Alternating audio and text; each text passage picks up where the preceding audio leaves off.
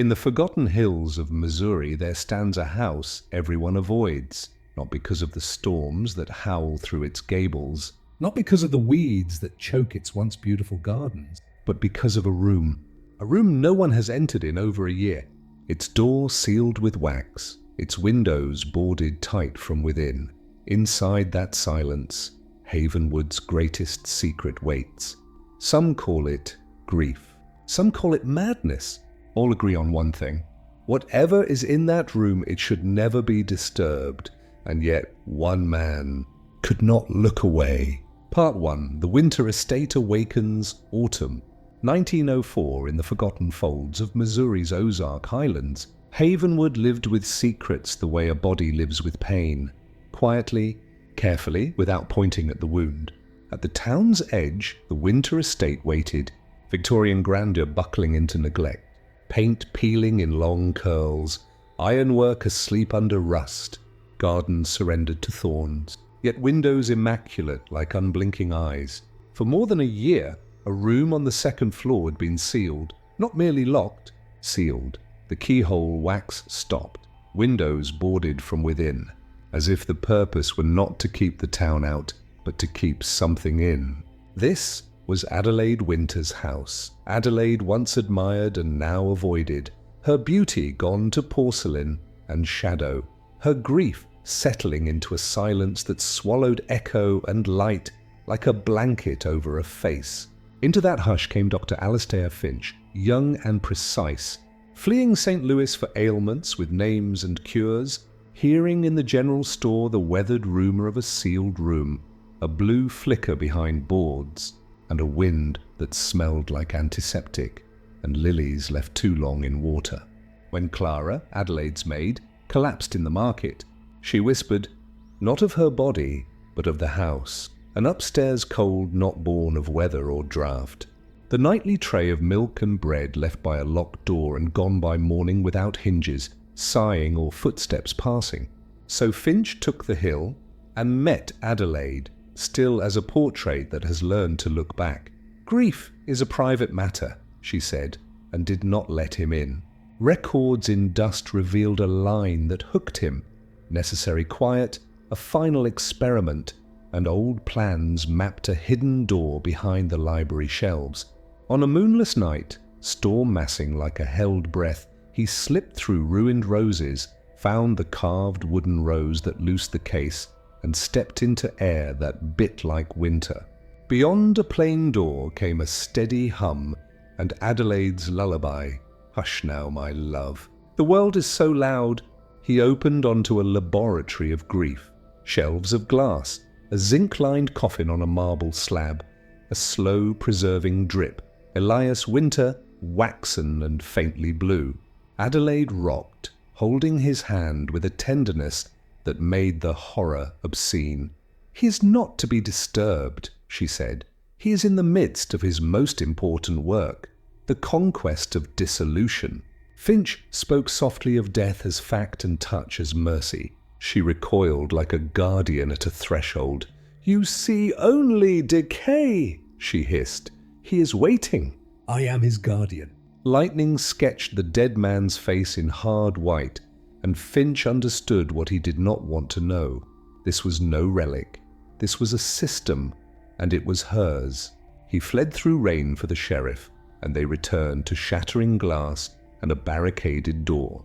"Adelaide, all storm and ruin, you can't have him," she cried, feral and breaking, until, at last, her strength failed and gravity did its work. The coffin had shifted, the cooling failed, the room stank of chemicals at war with what chemicals cannot stop.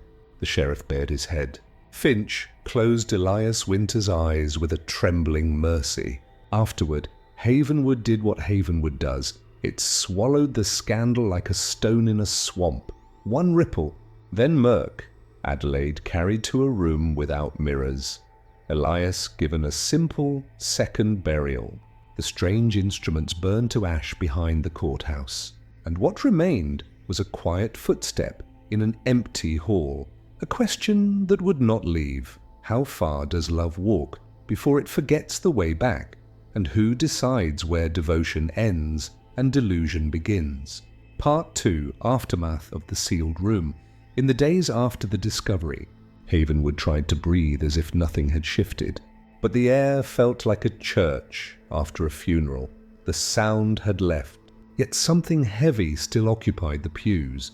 Adelaide Winter, sedated into stillness, was moved from the county infirmary to the state asylum at Fulton, where a narrow bed with rails and a window crossed by bars offered what the town called mercy and what grief calls exile. She spoke no more of Elias, not to physicians, not to clergy, her silence turning into a black river in which memories sank without struggle. At the competency hearing, Dr. Alistair Finch told what he had seen in a voice that was clinical until the words touched flesh, veiled mirrors. The antiseptic sweetness of lilies, a zinc-lined coffin under a winter of ice. His face preserved the colour of frost. He argued not for punishment, but for protection, not criminal intent, but collapse, a mind cracked by devotion and finished by solitude, and the court agreed. There would be no trial, only commitment, the neat document cold as a slab.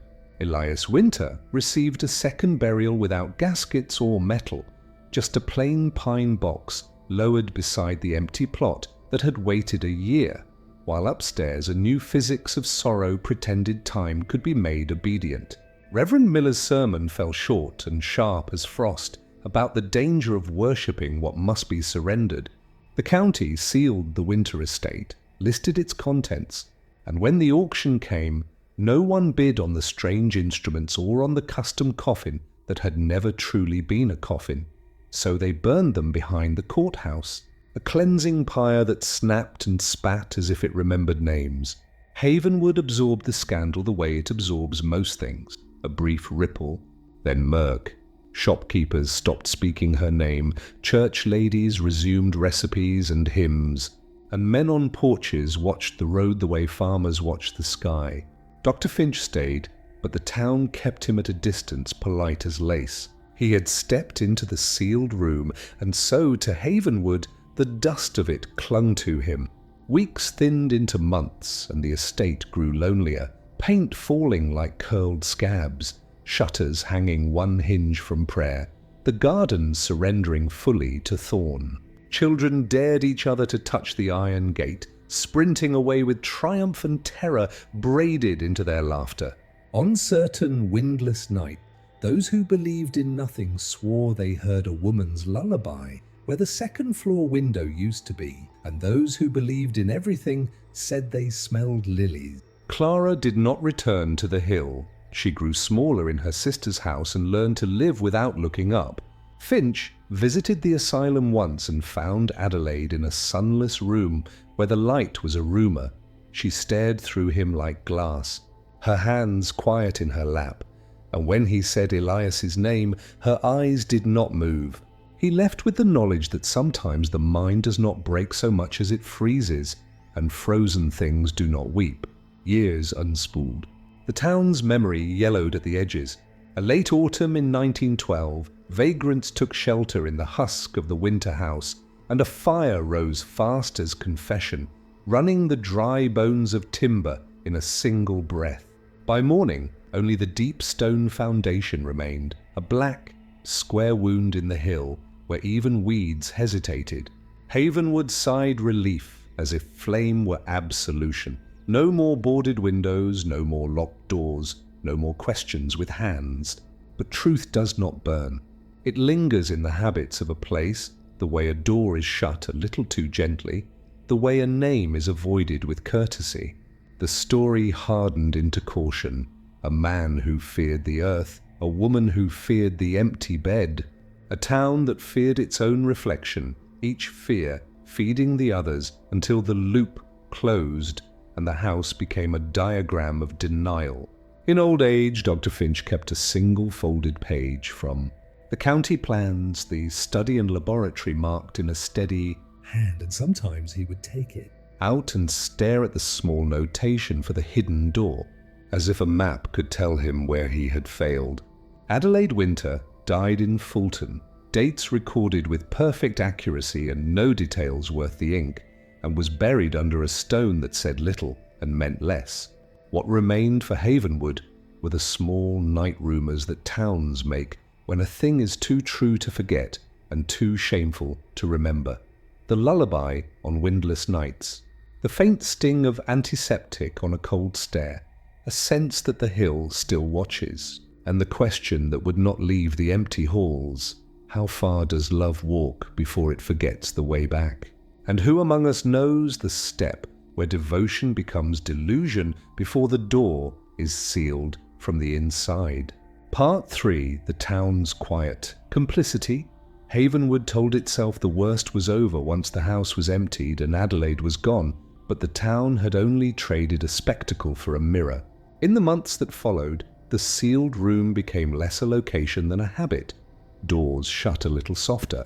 Conversations paused one beat longer, and eyes found the floor with a new, careful interest whenever the winters were mentioned.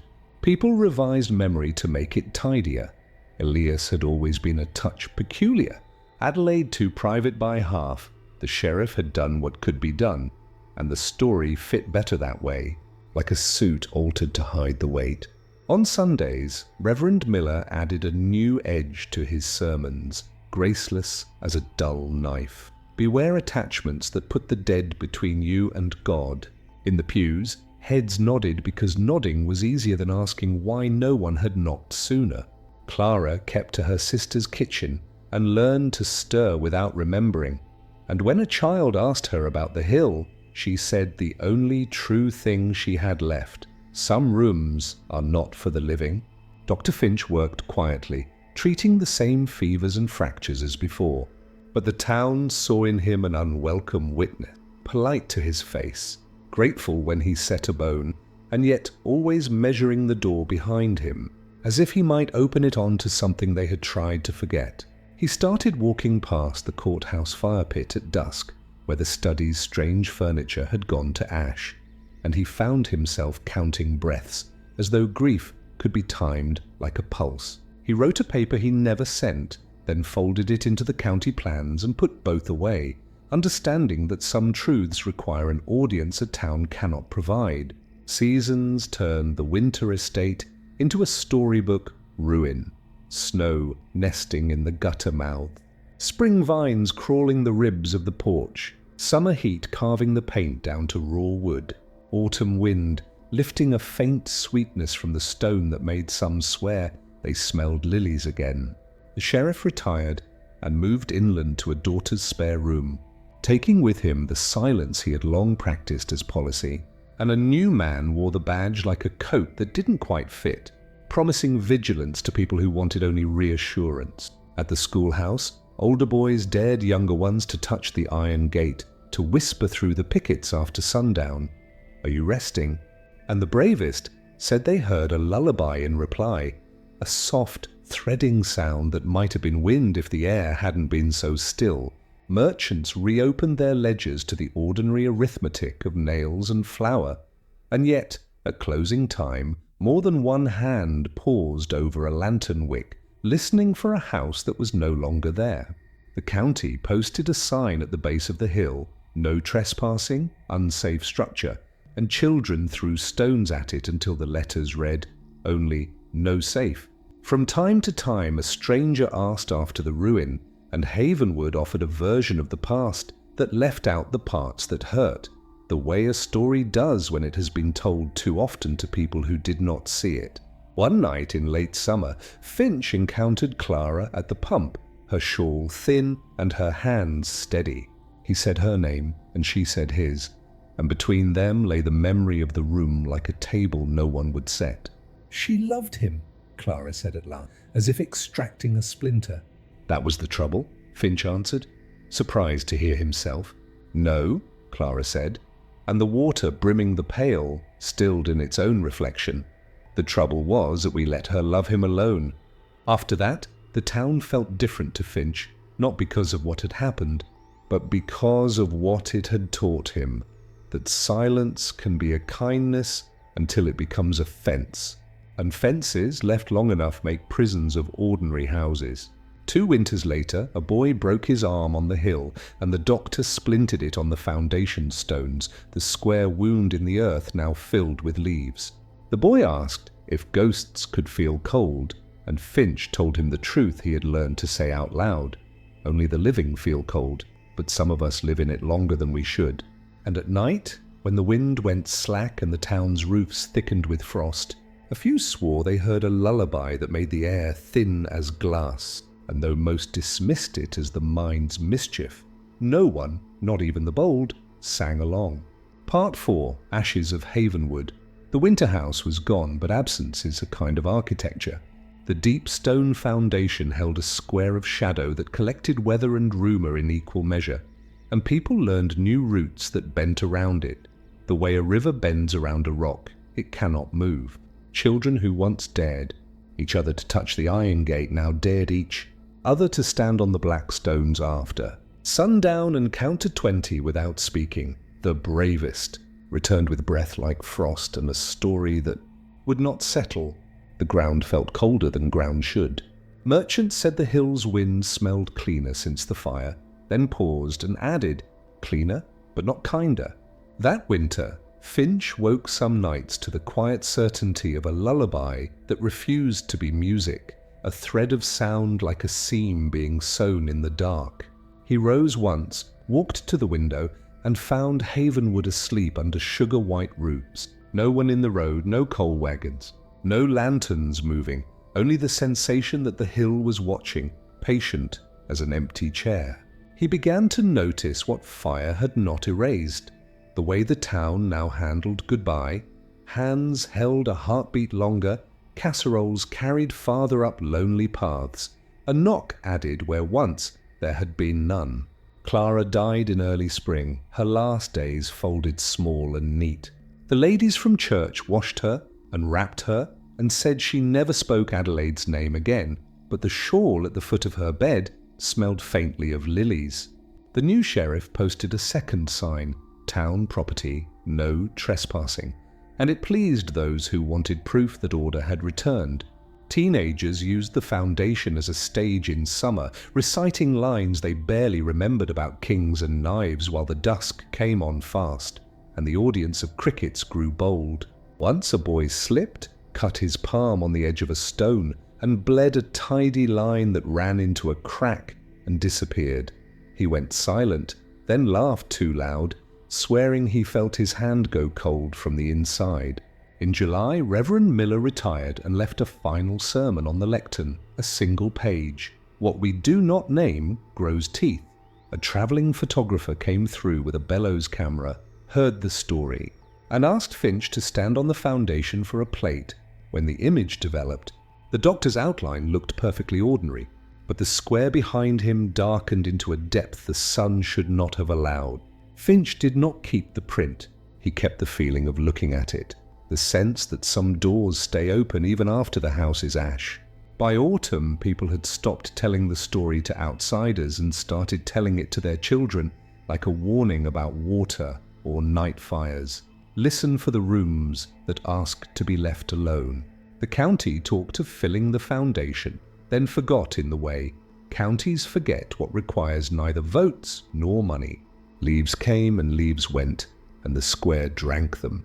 A storm blew through after harvest and tore down 2 oaks by the road. Farmers cut them for firewood and swore the logs burned hotter than oak should, with a clean hospital bite in the smoke that made eyes water. Finch, older now and thinner at the temples, walked the hill at first snow and pressed his palm to the top stone until the cold throbbed in his wrist. He whispered the simple mercy he had once performed. Rest. And for a moment, the air felt less sharp. On New Year's Eve, the town gathered, and someone suggested a lantern be set at the hill for the coming year. The light stood there a long time, small and stubborn, and people said it made the dark behave. Maybe the house had taken the worst of Havenwood's silence with it. Maybe fire had taught the town a different language. Or perhaps nothing had changed at all, and only the story had learned to speak. In any case, when the wind died and the streets held their breath, a few still claimed to hear a woman's lullaby too soft to be wind, and too steady to be memory, and no one, not the boldest boy or the oldest widow, sang along. Part 5. The Lullaby That Remains. Years thinned the edges of the tale, but its core did not wear down.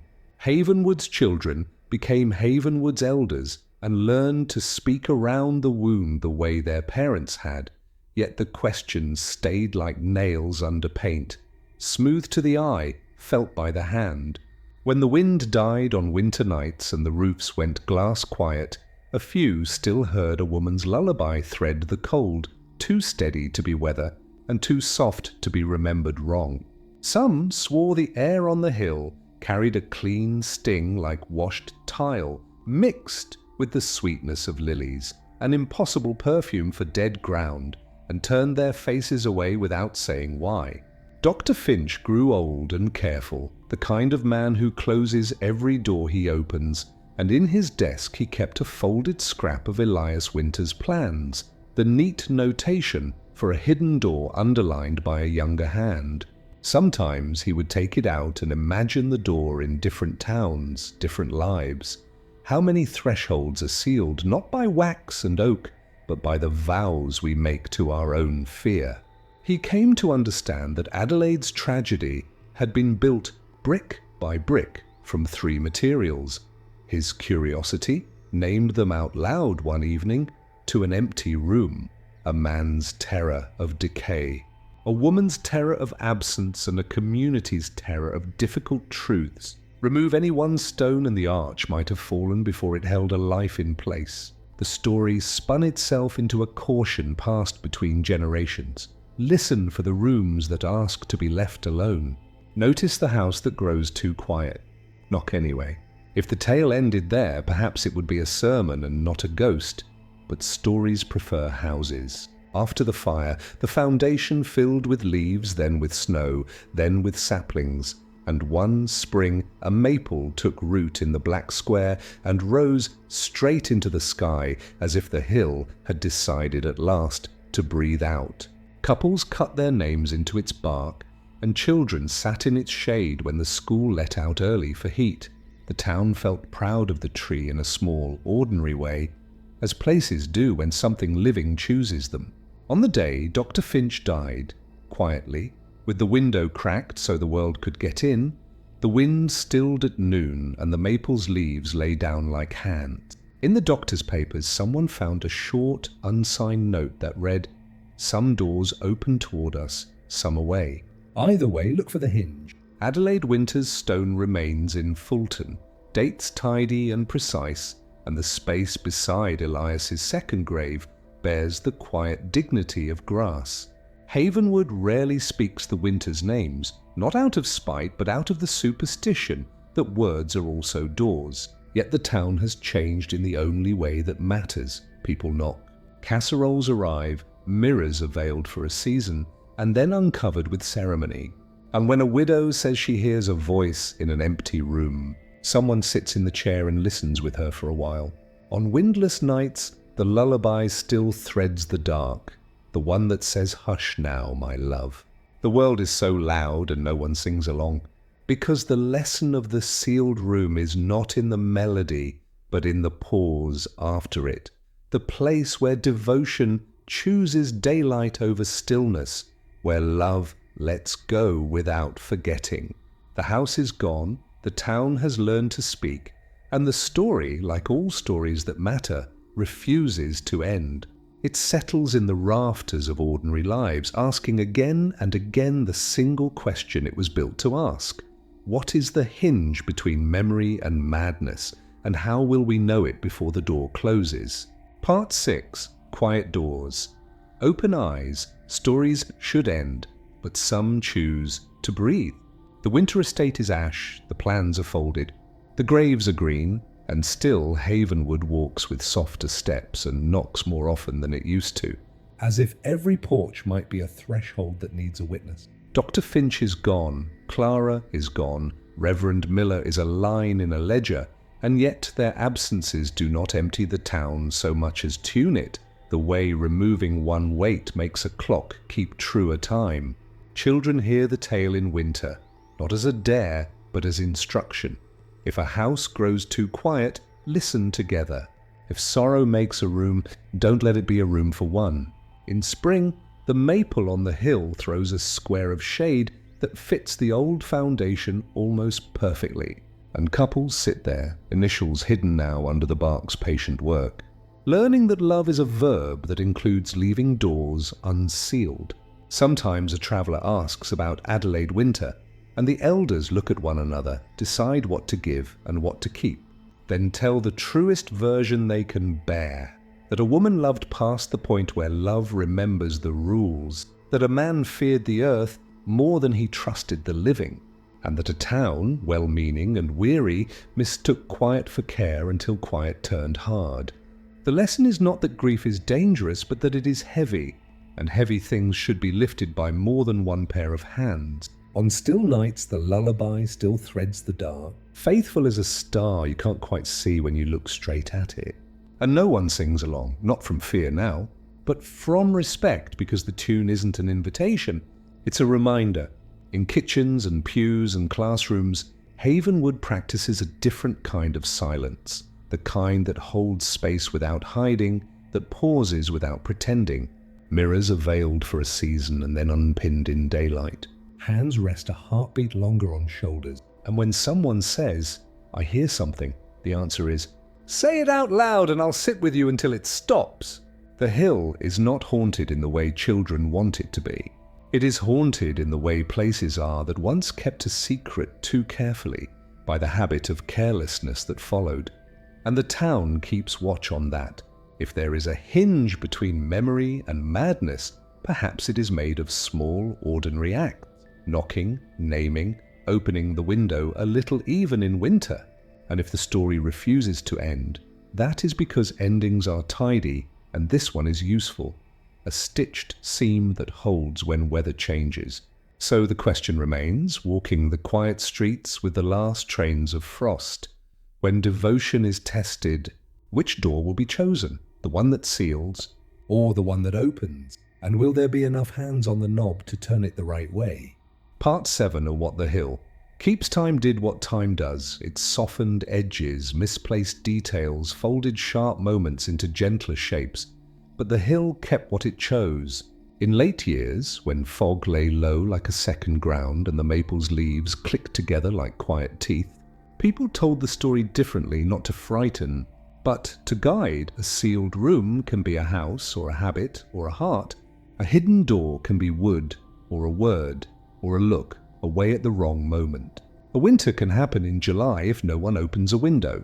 The square of stone filled and emptied, with seasons until the foundation felt less like a wound and more like a scar, a proof of injury, a proof of healing, both at once. A teacher began taking older students up the hill each spring, asking them to write what the town had learned and what it still refused to. And the papers said the same thing in 100 ways, that silence can be medicine until it becomes a mask.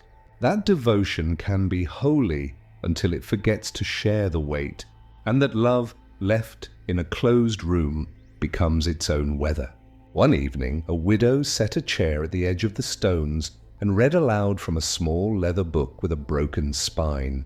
No one knew whose it had been, only that the handwriting was careful and the pages smelled faintly of lilies. When she finished, she did not cry. She just left the chair there, and over the weeks the town found itself using it without speaking of it. Someone sitting a while after a hard diagnosis. Someone setting down a casserole that would not be returned. Someone tying a ribbon to the maple and untying it when the prayer had done its work. A mason offered, at cost, to fill the foundation with clean gravel and lay pavers over it, and the county almost said yes, before choosing instead to put a low fence around the square, an admission that some shapes should remain visible. A travelling preacher stopped for a night, heard the tale, and called it a parable about idolatry. An old woman shook her head and said it was about loneliness. Both left before morning, and the hill did not correct either. Sometimes, after the stores closed and the street lamps hummed in their tall, insect way, a person would pause at the corner where the road first sees the rise and feel. As surely as a hand on the shoulder, the world wanting them to turn back. Most did. A few continued, and those few reported nothing at all, only a cold that was honest, an ordinary darkness, the quiet shape of a town that had learned to knock. In a box in the church vestry, among the candles and brass polish, there is a folded clipping with a single line underlined, necessary, quiet, and next to it, in a newer, firmer hand, these words, not alone. The lullaby remains, but it has changed key, less plea, more benediction, and when it drifts across the roofs on windless nights, no one sings along and no one is afraid. Instead, windows are cracked an inch in winter so breath can find its way out. Mirrors are unveiled on time. Doors are left a little ajar, and when someone says, "It feels cold upstairs," another voice answers, "I'll come with you." This is how Havenwood chose to end a story that refused to end. Not with flame, not with forgetting, but with habit. The habit of opening what closes, the habit of naming what hides, the habit of standing at thresholds with hands enough for the knob. And if the hill keeps a few things for itself, the exact sound of a woman's tenderness made into madness, the precise taste of antiseptic on a lily, sweet wind, that is the hill's right. The rest belongs to those who live here now, who listen, who knock, who leave the door unsealed. Part 8, the last, quiet by, the time the maple's crown began to silver at the edges. The story had settled into the grain of Havenwood like old varnish, visible when the light struck just so, otherwise only a feeling under the fingers. People no longer argued about what had happened on the hill so much as they argued about what it meant, and even that had softened, traded for the daily practice of small mercies, a knock, a casserole, a chair placed where a threshold feels too wide to cross alone. Once a year, when autumn sharpened the air and the oaks thinned into lace, a handful of townsfolk walked to the square of stone and read names, not just the Winters, not just the doctor and Clara and the old reverend, but the ordinary roll of the gone, and after each name they left a breath of silence, not the hard kind that hides, the gentle kind that holds. A schoolchild asked why the town kept a fence around nothing, and an elder answered without pause, so we remember to look at what we'd rather step around. A mason traced the foundation line with his boot, and said it was as straight as the day it was poured, proof that even our best work can hold the wrong thing if we don't look in often enough. On a still night, a young mother woke to the sense of a lullaby at the window, the old tune thin and faithful. She rose, cracked the sash an inch, and let the cold in. By morning the room felt larger, the air honest, and the mirror took back her face without grief folding it. Travellers came and went, some chasing the kind of haunt that throws dishes or drags chains. They left disappointed or relieved, depending on what they thought horror was. Havenwood knew better now. The truly frightening thing had never been the dead. It was how quietly love can harden into a rule when it is left alone too long. So doors stayed a little open, mirrors were unveiled on time, and when a neighbour said the house feels too quiet, someone else brought a book and a second cup, and the ordinary courage to sit until the room remembered how to breathe. One winter afternoon, a storm threatened but did not arrive, and in that long, bright pause, the maple dropped a single leaf into the square. A girl picked it up and pressed it into a notebook beside 3 words her teacher had written on the board: knock, name, open. Years later, when she was the one telling the story, she would hold up that leaf, dry and red as a small remembered fire, and say, "The house is gone, the hill keeps what it keeps, and the rest is ours to do right by." On windless nights the lullaby still threads the roofs, less plea than blessing, and no one sings along. They listen, they look at one another, and they leave the door unsealed. Part 9. The Door.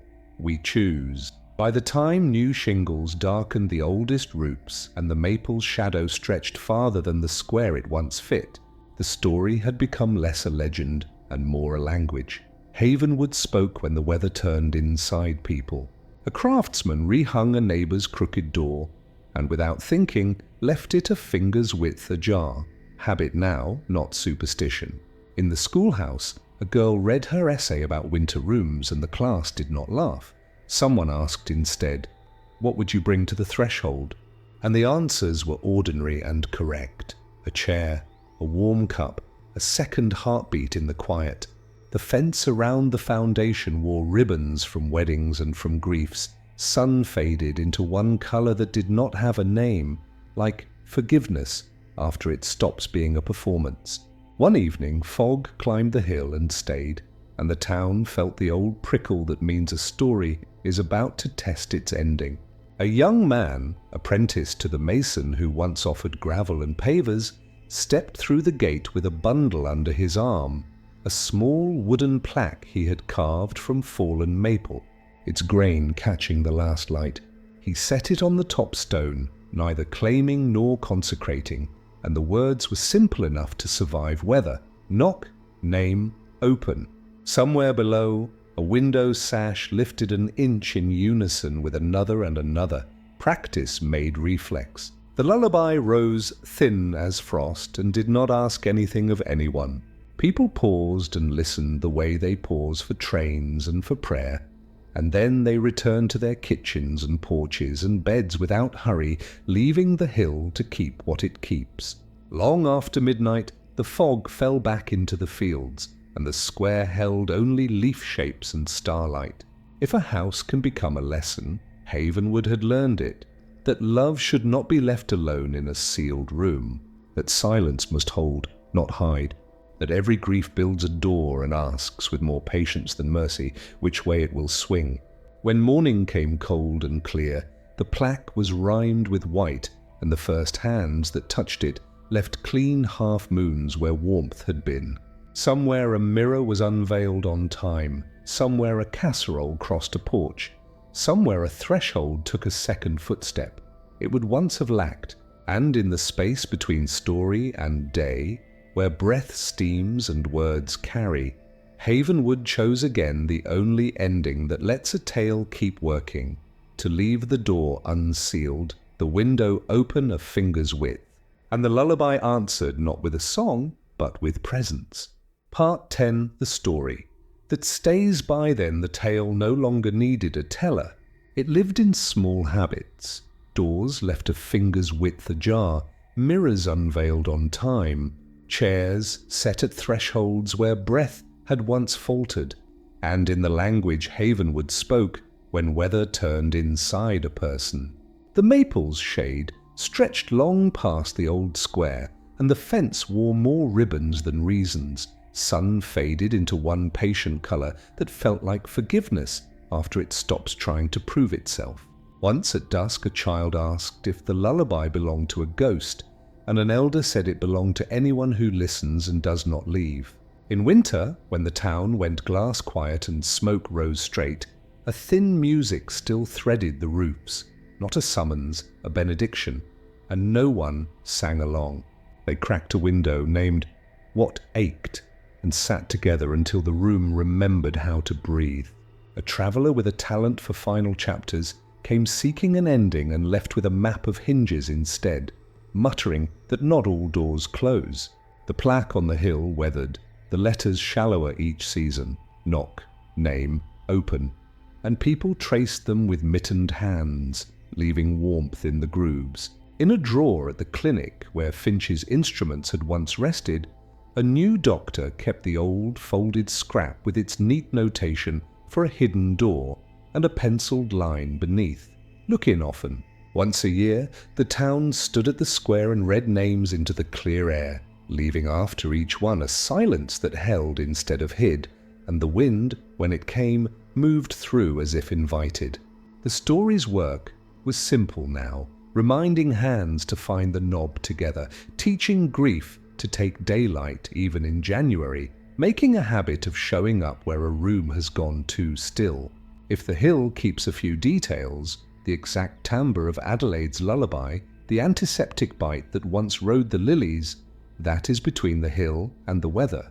The rest belongs to Havenwood, casseroles cooling on rails, soft knocks at odd hours, a chair that travels porch to porch, and a town that knows the difference between secrecy and care. And so the ending is not a line but a practice. On windless nights the blessing threads the dark, and the answer is presence.